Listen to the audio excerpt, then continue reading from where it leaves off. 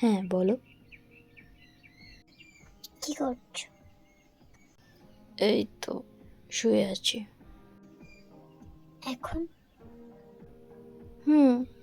আজ তো পূজা, কোনো কাজ নেই, তাই শুয়ে আছি। ও, এই দেখো, বলো। একটা কথা বলবো? অবশ্যই, বলো না, কি বলবে? আজ আমাদের বাড়িতে আসবে? পাগল নাকি, না মাথা খারাপ?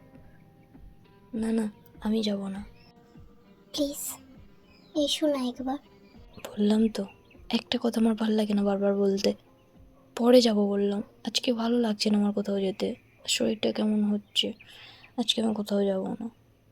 এ দেখো, মা বলছে এসো না, প্লিজ আমার দিব্যি এসো। কেন ছেলে মানুষই করছো সব? না বললাম তো যাব না, কেন বারবার এক কথা বলছো? তুমি দিব্যি তোলো। আমি দিব্যি তুলবো না, তুমি যতক্ষণ না আসবে আমি দিব্যি তুলবো না, তুলবো না, তুলবো না, যাও। সবটা বোঝার চেষ্টা করো, আজকে ভালো লাগছে না আমার। আমি কোনো কথা শুনতে চাই না, তুমি আসবে মানে আসবে, আর যদি না আসো আমি দিব্যি তুলবো না। আমি দেখি তুমি তোমার স্বপ্নের দিব্যি কি করে ফেলতে পারো। আচ্ছা ঠিক আছে, আমি গেলে তুমি খুশি তো? প্লিজ এসো, মা বলছে, দিদা বলছে, সবাই বলছে, প্লিজ এসো না।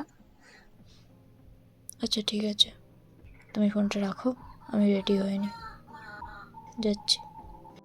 সত্যি তুমি আসবে? তোমার মতো একটা নাছোড়বান্দা বউ থাকতে না গিয়ে কি আর থাকতে পারি? যেতে তো হবেই। আই লাভ ইউ আমার সোনা, আমি জানতাম তুমি আসবে আমার সোনা।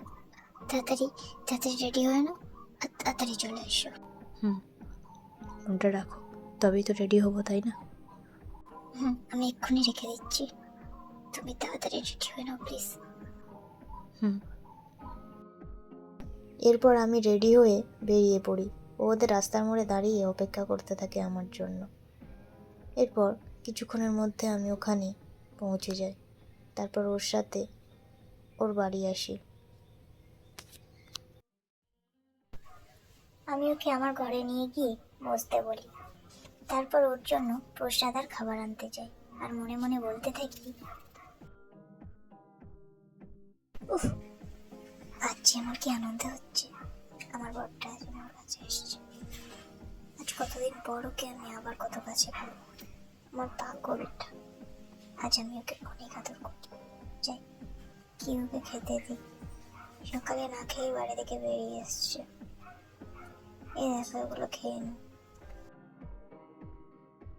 এই, তুমি কি পাগল হয়ে গেছো নাকি? এত ফল, খাবার কে খাবে? আমি এত খাবার খেতে পারবো না। ঠিক আছে, তুমি যা খাবে খাও। যা ইচ্ছা খাবো? তাহলে এখন আমি দুধ খাবো। খাবে তো, কিন্তু আগে খাবারগুলো খেয়ে নাও, তারপর। না, আমি এখনই খাবো। আর আমি নিজে হাতে খাবার খাবো নাকি আমাকে তুমি খাইয়ে না দিলে আমি খাবো না। আমি খাইয়ে দেবো তো আমার সোনটা, দেখি হা করো। দাও। এরপর স্বপ্ন আমাকে খাইয়ে দিতে লাগে। কিছুক্ষণ পর দেখো, আমি আর খাবো না। আমার সোনু, আর একটু খেয়ে নাও প্লিজ আমার পাগল। না, আমি আর খাবো না। আচ্ছা ঠিক আছে, খেতে হবে না, দেখি মুখটা দেখি। এরপর স্বপ্ন আমার মুখ ধুইয়ে দিল, তারপর নিজের ওড়না দিয়ে মুখ মুছিয়ে দিল। আমার পাগল। এরপর আমরা সবাই মিলে আড্ডা দিতে লাগলাম। কিছুক্ষণ পর বিদ্যুৎ চলে যায়, আর আমি স্বপ্নার সাথে দুষ্টুমি করতে শুরু করে দিই। কি করছো? তুমি দুষ্টুমি করছো কেন? বারে, আমি না তোমার বর, আমিই তো দুষ্টুমি করবো বলো। হুম, করবে তো, কিন্তু এখন বোনেরা আছে ঘরে। এরপর ওর বোনেরা চলে যায় আর কারেন্টও নেই, তাই ঘর অন্ধকার আর আমরা দুজনেই আছি। এ দেখো, কি বলো?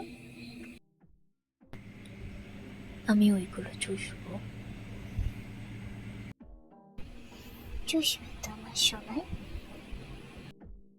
এ দেখো, আমি এখন চুষবো। ঠিক আছে, নাও চুষো।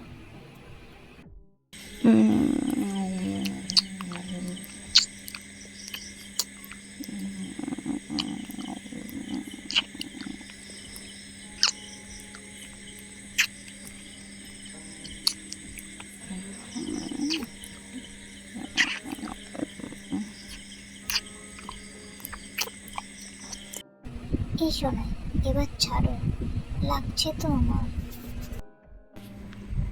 লাগুক। দেখো, তুমি চুষে চুষে লাল করে দিয়েছো। কি করবো বলো, তোমার এত সুন্দর ঠোঁট দেখে না চুষে যে থাকতে পারি না। এই শোনো, এবার ছাড়ো। দিদা, দূর, এই বুড়িটার আসার টাইম হলো না, প্রেমের সময় কাঠি করতে চলে এসেছে।